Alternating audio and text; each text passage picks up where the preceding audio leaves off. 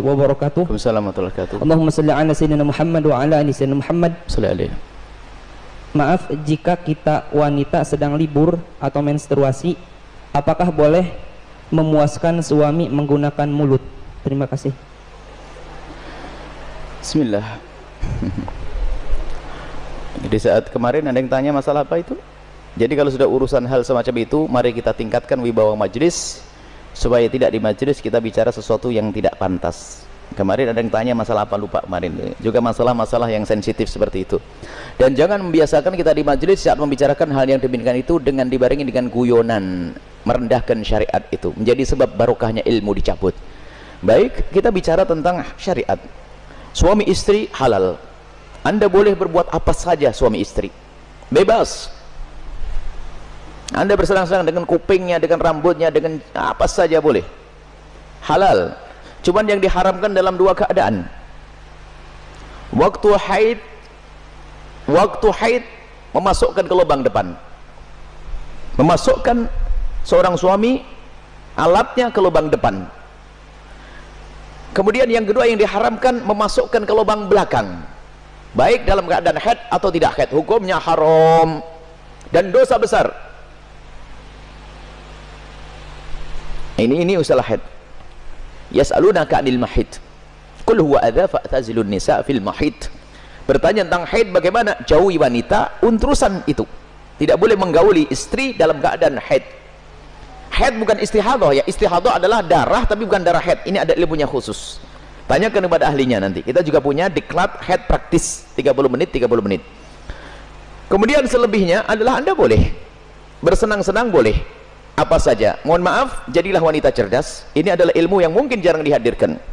Seorang suami yang soleh mungkin, seorang suami yang soleh, dia mungkin di luar melihat sesuatu yang diharamkan. Cuman dia orang menjaga diri. Astagfirullah, saya ngelihat aurat di luar.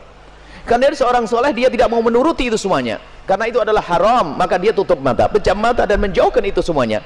Tapi dia seorang laki-laki normal, bangkit syahwatnya. Pulang ke rumah, istrinya mens. Istrinya ada halangan, ayo mau diapain? Ayo menjadi istri yang aktif, inovatif. Anda tidak boleh melayani suami Anda dengan sesuatu yang khusus itu. Tapi Anda harus bisa senangkan suami dengan diri Anda misalnya. Mohon maaf, ini majelis mulia. Jika seorang suami mengeluarkan air mani dengan tangannya sendiri, maka dia telah melakukan kesalahan dan dosa. Tapi kalau dia mengeluarkan air mani dengan tangannya seorang istri, kecerdasan istri, selesai. Dan itu adalah pahala. Maka jadilah istri cerdas. Jangan istri kalau sudah lagi Masya Allah, libur buat kopi, liburnya dengan suami, sampai suami itu Masya Allah, stres.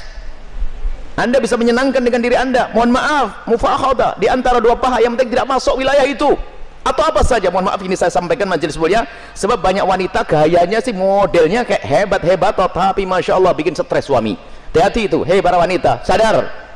Senangkan suamimu dengan apapun yang Allah berikan kepadamu, dengan tanganmu, dengan apapun. Yang penting kalau Anda haid jangan masuk wilayah itu. Sebab kadang suaminya sampai ngenes sudah tidur, masak akan diwakin kopi enggak, sarapan enggak. Bang beli makan di warung aja bang, yang ngoroknya yang digedekan. Wahai para istri yang solehah, Anda harus aktif dan inovatif. Ada ide-ide untuk menyenangkan suami. Adapun masalah mohon maaf yang ditanyakan dengan mulut, ketahuilah, hei para suami, engkau tidak boleh memaksa istrimu untuk melakukan itu karena belum tentu dia nyaman. Kalau dia merasa jijik, Anda tidak boleh paksa. Haram atau sebaliknya. Tidak boleh egois seorang suami. Harus kau lakukan, tidak. Kenapa?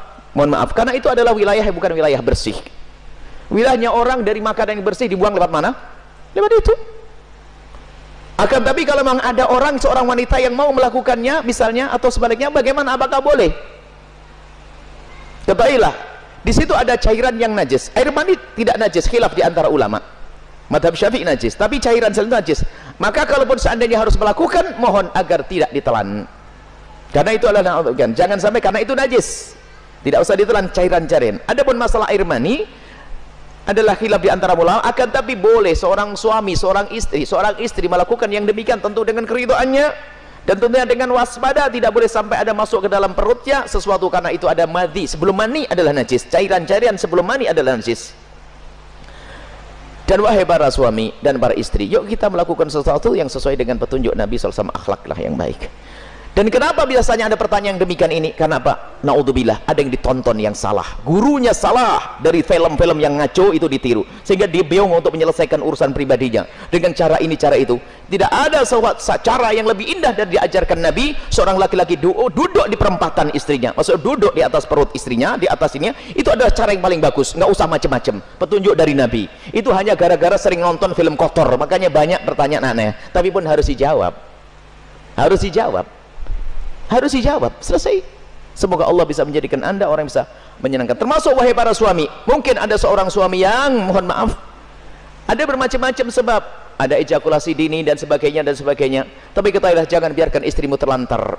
Dia bisa senang dengan jemarimu, dengan tanganmu, dengan Anda, dengan apapun, dengan cumbuanmu. Jangan sampai menjadi seorang suami egois. Dan Nabi marah. Nabi marah dengan seorang laki-laki yang mendatangi istrinya seperti binatang mendatangi betinanya. Nggak pakai muqaddimah, pakai minyak wangi dulu deh para suami, sikat gigi yang bersih, kemudian cumbu, rayu, seperti halnya engkau ingin melihat dia cantik, dia jaga, ingin melihat engkau paling tidak agak ganteng dikit deh.